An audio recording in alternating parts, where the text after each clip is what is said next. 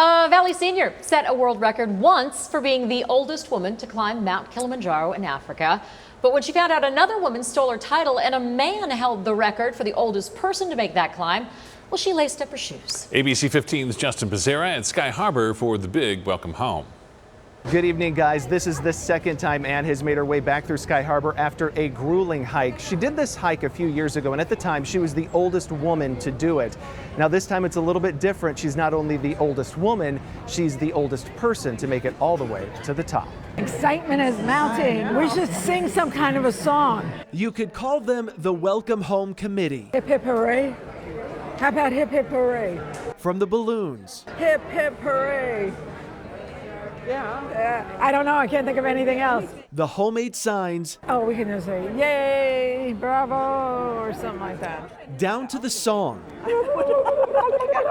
They're anxiously waiting for Ann Lorimor, now the oldest person to ever hike Mount Kilimanjaro in Africa. She said to me, you know what, Paula, I'm going to do it again. I said, you're totally nuts. You're asking for death. I see her.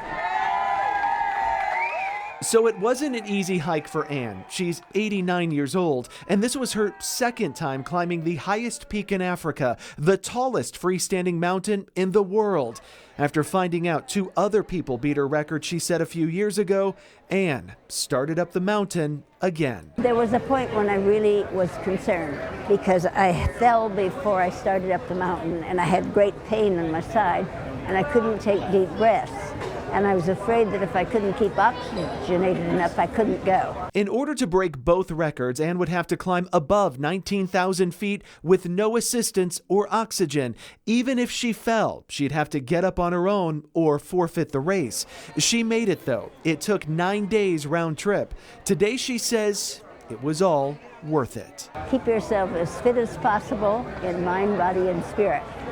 Get deeply involved in a cause greater than yourself. And then don't ever quit.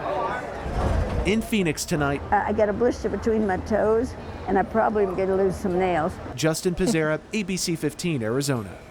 Yeah, that's a tough journey for a 20-year-old. Yeah, all in all, I'd say she's doing great. So in order to make it into the record books, her hike had to be monitored. She could not have any physical help. Yeah, her friend told us today that meant nobody could touch her. Even if she did fall, she'd have to get up all on her own. Just impressive, huh?